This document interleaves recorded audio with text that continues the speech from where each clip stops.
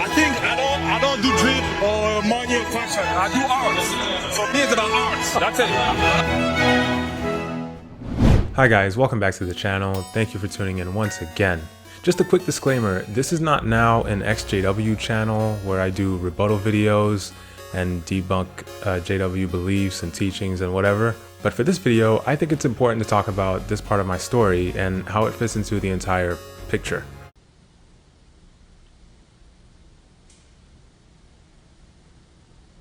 Now, if the right amount or the wrong kind of people see this video, it will cause some issues, because whenever someone talks about their experience with this organization or anything that isn't just praising them up and down, the normal thing to do, of course, is for the people they know and care about to start shunning them, or at least act differently, but most likely start shunning them. That's not weird at all. So like and subscribe, guys. I need that. We need that. But yeah, so this is more of a video essay type of thing. Talk about the painting, but also talk about the lore, because there's always lore. And of course, I've put timestamps for each chapter or section so you can bounce around or watch the whole thing from start to finish. Oh, one more thing. You will hear me say football, which is soccer, but I first knew it as football, not soccer. Also, soccer just doesn't roll off the tongue the same way either. Also, football describes what the sport is because you mainly play the ball with your foot. But yeah, anyway, you guys know the deal. Leave a like if you enjoy. Subscribe if you're new or you just haven't done so yet. It would help me out a lot. And yeah, let's get into it. One of the easier things we can do in life is to have an idea or an image in your mind of something you want to see or something you want to experience. Most of what we think, imagine, and want are not original anyway. They're mostly regurgitations of what we've consumed from somewhere else.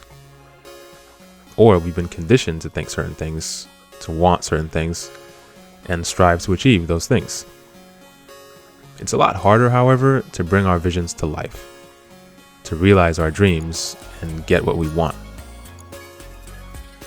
There's no shortage of life coaches and experts and gurus to guide you in the way you should go, no matter what you want to do. But even if you have all of the talent, the knowledge, the intelligence, and willpower, it's still not easy. This painting has been in the works for months. And between life events, doing other paintings, feelings of inadequacy, ADHD, depression, procrastination, etc., it's been delayed. A lot. And beyond just being delayed, it's difficult to bring to life the image I have in mind without being disappointed or frustrated with how it's coming out throughout the process. Life is kind of similar. When you have a dream, or dreams, it is so hard to realize them. It takes so much work, discipline, and maybe just as much luck. But what happens when, on top of that, you've been dealt a bad hand? What happens when your life is hijacked? What happens to a dream deferred?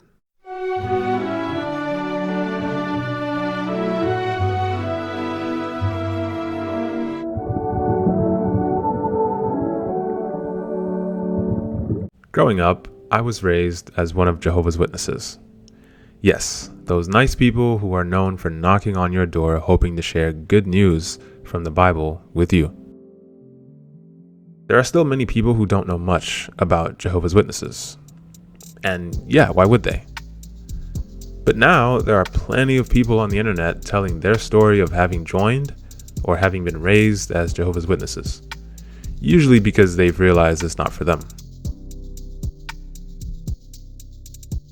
And as they tell their stories, they talk about what it has cost them, what it costs to leave, but even worse, what it cost them having been in the religion in the first place. Another disclaimer. Generally speaking, there is nothing wrong with the average everyday member. They are victims of their religion, victims of victims. These are people I know, friends and family members of mine, and I don't harbor resentment toward them. But the problems, as usual, lie with the select group of men in charge, who will deny that they are in charge. The governing body has decided, the governing body has prayerfully considered. The governing body has decided. but they make the decisions that control the members' lives to an excruciatingly personal extent, such as how they should dress, whether men can grow beards. They are allowed to, as of last year, by the way. Whether they accept life-saving medical procedures, whether they should speak to friends and family who have left their religion, the list goes on. And without going too deep into Jehovah's Witness beliefs and policies, being raised in that religion does a lot of things to a young person. Most importantly to this story, it robs you of your time and passion for your dreams, and it stunts your growth. As one of Jehovah's Witnesses, young or old, you are expected to relinquish personal dreams and aspirations, and only work for the religion, or organization as it's called, if you want to be considered an exemplary witness, that is. Center your whole life around the organization, isolate yourself from the world, don't listen to outside information, stay poor, be less educated, but continue to give us money and do work for us for free while we rake in tax-exempt money and expand our real estate portfolio. You cannot trick me! You cannot trick me! Oh, and as a bonus, you get to feel guilt and shame and anxiety about every decision you make, and always wonder if you're good enough to not be destroyed. It's a great system. I mean, this is a religion that told young people to forego higher education and plans for a future career in the world because the end of the world would come before they even finish high school. And that was decades ago. But they need you to believe that this end of the world is always just around the corner. So the events unfolding around us are making clearer than ever that we're living in the final part of the last days, undoubtedly the final part of the final part of the last days, shortly before the last day of the last days. It's been just around the corner for at least over a century, though. So between your own indoctrination and pressure from parents, family, friends, and those in charge within the religion, you are forced to comply, lest you experience the consequences of not being an exemplary witness, let alone the dire consequences for leaving the religion, especially when you're young and you can't stand on your own 2 feet, which is the case for most young people in the religion. Yes, there are heavy consequences for leaving the religion. As a Jehovah's Witness kid, you're not supposed to play on the school sports teams, you're not supposed to go to university, you're not supposed to pursue stardom or a career in the arts, unless you're working for free as an artist at JW headquarters making their propaganda. All these rules I mentioned are presented as suggestions or guidelines, but they each have their own little consequences that follow when you stray from them.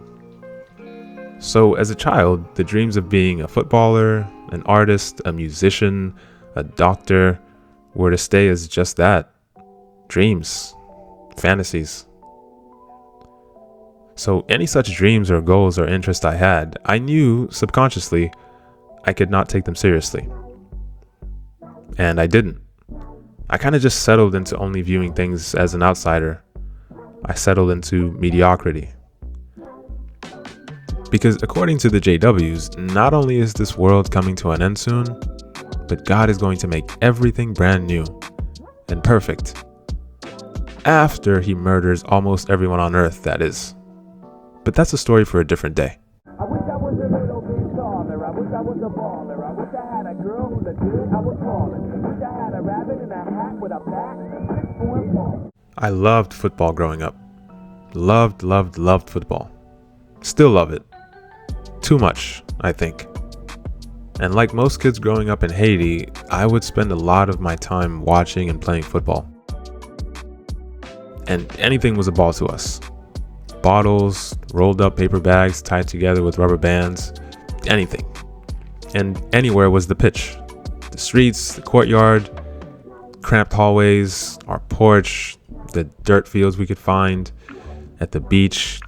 There were concrete cement platforms with metal bars that we used as the goals. It didn't matter where. We just wanted to be like the players we saw on TV. Everything was more magical back then too, and that includes football. But that dream was never going to be taken seriously. It wouldn't be allowed. So it wasn't even considered as a dream, really. Pursuing sports or anything in the world was always demonized. But they really have it out for sports. And as a believing JW, I complied, even though it hurt. Now, with my reasonable hat on, I can say that I most likely would not have made it as a footballer. After all, you need more than just raw talent and physical attributes. You need a lot more things to work in your favor. Opportunity, finances, having support, avoiding injuries.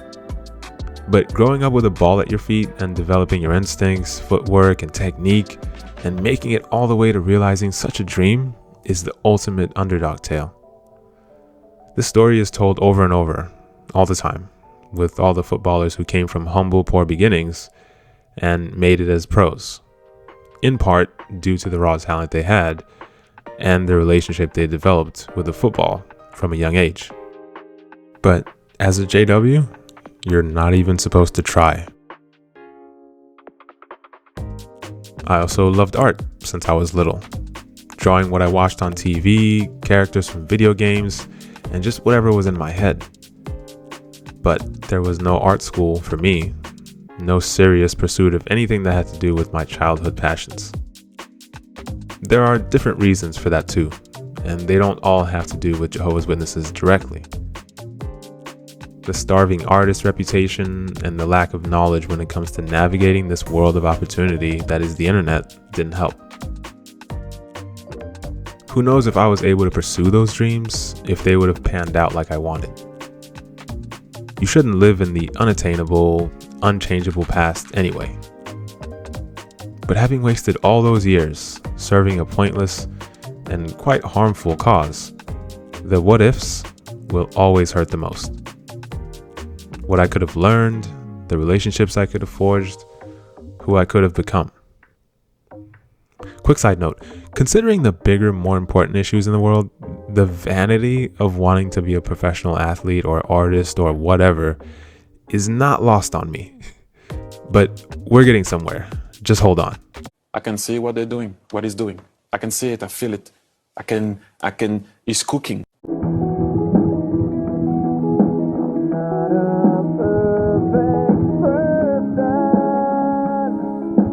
When people say everything happens for a reason, it irks me. Because there's no definitive way we can prove that. Not in the way they usually mean it, in the predictive way. Everything does happen for a reason, sure. For example, the reason someone missed their flight is because they overslept and couldn't get to the airport in time. That was the reason.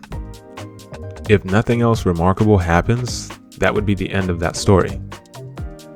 But if that same airplane crashes, leaving no survivors, they might think they missed their flight for a different reason. They were meant to miss that flight. It saved their life. But that would also mean that all the ones who did make it on time were meant to die in the crash, no? That's always where sayings or beliefs like that lose me. But maybe sometimes you have to live in that mindset for a bit and suspend disbelief, at least long enough to arrive at gratitude. Because when I said the what ifs hurt and who knows what could have been, it can go both ways. Who knows what horrors I've avoided living just the way I have until this point, and having to play the cards that life has dealt me, including being raised as a Jehovah's Witness. If you can get there, you are better off living in gratitude. Considering what is possible, what others are suffering from, and what others are wishing for, I'm usually bouncing between these two sentiments. One being, my struggles and trials, complaints and resentments are valid. And the other being, I am one of the most fortunate people on the planet, considering what is going on elsewhere in the world and what has happened throughout history. And I should stop complaining.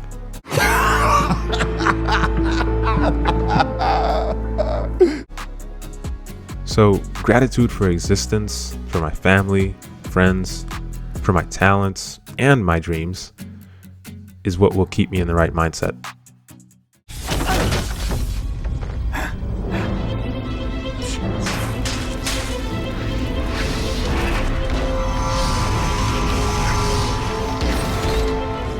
Now what? Humans have always assigned meaning to things. Everything. We assign meaning to our lives. We give it an objective. We define it. We assess it. We judge it. And before we can ever truly make sense of it, we're gone. Why are we here? Not the how, but the why. Who can truly say? We spent all our time on the planet as a species trying to answer that as one of the most important questions. And everyone has slightly different answers. To me, while we're here, we should be kind, brave, we should be responsible. I'll spare you the whole list. But also we should find joy in the things we love, the things we're good at. Enjoy life, enjoy the planet, and take care of it. And really live. And if you're biblically inclined, for whatever it's worth, that's in the Bible. One of the greatest joys to me is creating art. More specifically, the greatest joy and freedom to me is being able to create and have it mean something to a crowd of others as well, who can't wait to see what you're going to do next. And I mean art in the general sense. Whether that's on a football pitch, making the ball do exactly what you want it to do, strumming a guitar and serenading the world, or painting a picture from scratch and evoking all the emotions that you did not know were deep down inside, just to name a few things. Life is what you make it. We have to believe that. Even with the obstacles and circumstances set upon us. Even when we're raised in a high control group, or we lose the ones we love, or some other tragedy befalls us, we have to believe that we are the masters of our own destiny. We have to keep striving to reach our goals. We have to take care of ourselves and each other. We have to keep striving to find joy in the small things and in the big victories. Like many others, I realized that being in a high control group was not how I wanted to spend my time on this planet. It was a difficult process all on its own. But considering everything I've talked about concerning dreams and lost time and opportunities, I felt like I was suddenly jolted out of a deep sleep and immediately running to catch a bus as it takes off. And it is speeding up.